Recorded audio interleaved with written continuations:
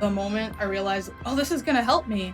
My luck had kind of run out. We're not just junkies, we're human beings. Deserving of a life without chaos. Connect with others so you can get that community. If I can help save any lives, that's what I'm here to do.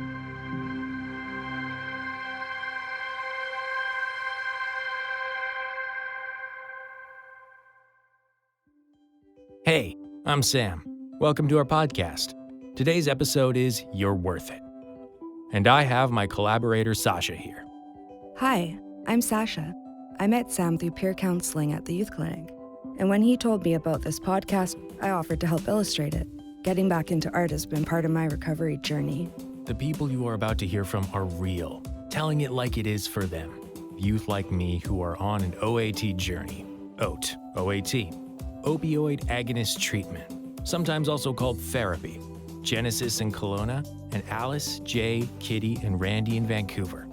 Plus, nurse practitioner April coming to us from Nanaimo. Some of them have changed their names to protect their identities, so let's hear it from them. So I was working the carnival across Canada, joined the carnival so I could have a roof over my head. We were driving through Vancouver and I was like, well, just drop me off here. I was used to living in a life of addiction and chaos, and that's what I was comfortable with. Things were getting pretty bad. I was kind of in harm's way, living in the street, trying to find a different way. Being an addict doesn't mean you're a bad person. You are who you are, and you can recover. And I'm deserving of recovery and a life without addiction. And we are worth saving, and we're not just junkies, we're human beings, and we have the right to have a treatment for our medical issue.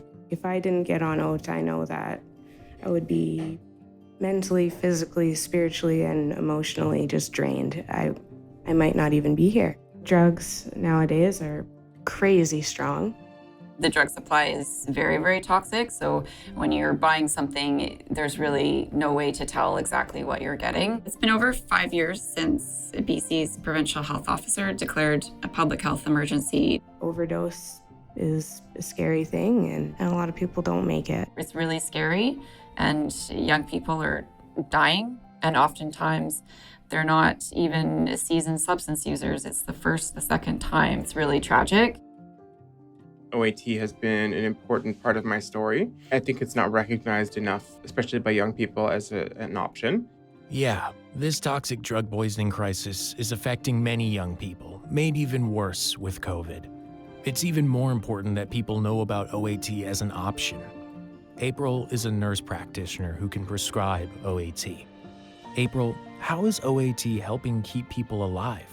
OAT is prescribed medications that come in different forms, but they all work together in a similar way to help manage withdrawal symptoms and prevent cravings. You know exactly what you're taking. It's prescribed for you, whether that's OAT or safe supply. So you're not exposing yourself to unknown toxic substances of unknown amounts. Having a safe supply of a substance enables you to take that fear of death and that because that hangs over people like a cloud. You know, is it going to be tomorrow? Is it going to be next week? Is it going to be someone I love? So that kind of just lifts and you're able to move forward with your life. By providing prescribed opioids that are safer and non-toxic and therefore more predictable. Ideally, a person can reach a therapeutic dose of OAT that allows them to decrease or stop using street supply altogether if that is part of their goals in treatment. OAT is safer than street supply because of the predictability of what's in it. So when the fear is lifted, it opens up pathways. Still, it's not an easy thing to decide to try OAT and to actually get on it. I asked Genesis, Kitty, Jay, Alice about how their journeys started. First, we'll hear from Randy. She was working in Vancouver's downtown east side at the time, managing an SRO hotel. I was working with a lot of older people, and I didn't want to be 50 years old and not have contact with my children or my family because of my addiction. So that was my wake-up call. That's kind of what sparked the change. I spoke to my doctor, We sat down for over an hour talking about my substance use history. It was difficult, definitely, but it was really nice that someone actually cared so that they can get a better understanding of what would be beneficial for me. Genesis, what made you think OAT might be for you? I went to this one treatment center and I knew a couple people there that had been on OAT for a couple months, a year, and it helped them tremendously. I was desperate but hopeful that this was going to work. There are many kinds of OAT, and it can take some work to find the right dose and prescription. These days, Suboxone is usually the first treatment prescribed, but for Jay, who started a while ago, methadone was the common option. The same day that I saw my doctor for the first time, they put me at Covenant House for the weekend just to be monitored because they gave me actually the highest dose that they give to a new methadone patient. I felt happy that I was given the option and that there would be some relief. I wasn't exactly sure what it would look like, and I had a lot of questions. Take it from Jay. Don't be afraid to ask questions. Some people end up switching OAT meds if the first one is not working for them. Genesis, did you have to try more than one OAT? I started on Suboxone, trying to explore different options. So with Suboxone, I did notice that the withdrawals were gone way faster. With Cadian and methadone, it took a couple weeks to kind of get my body more balanced on the dose, and Cadian seemed to help the best for me. Methadone and Cadian, you need to take your dose at an appropriate time so your body's in that kind of steady amount of substance in your system to prevent withdrawal and cravings, because cravings don't just hit you like that. They slide their way in there and disrupt your world. Yeah, it was definitely hard, but it always gets easier day by day.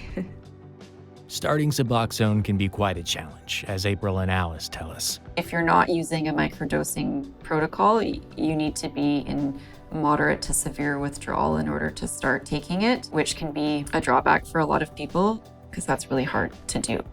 Starting on Suboxone, you do technically have to be like in a withdrawal state, which was really difficult. I remember that day pretty well. First, he gave me just one pill that I had to dissolve under my tongue, and then waited a few minutes and asked me how I was feeling.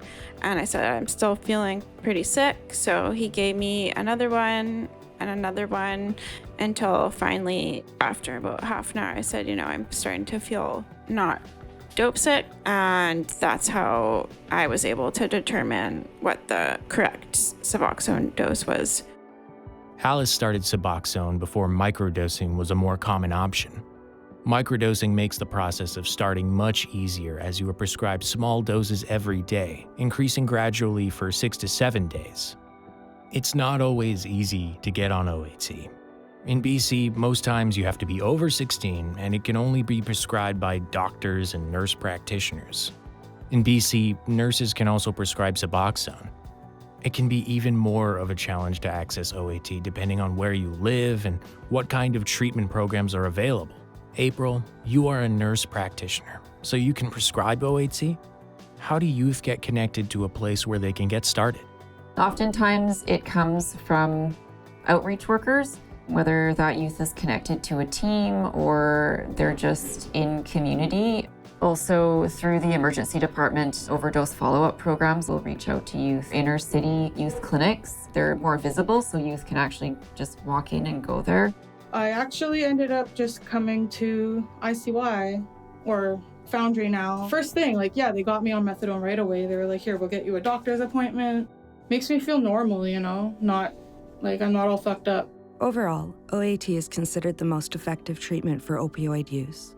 It's not perfect, and it doesn't work for everybody. And it works best alongside other supports like counseling and behavioral therapies. It's working for me.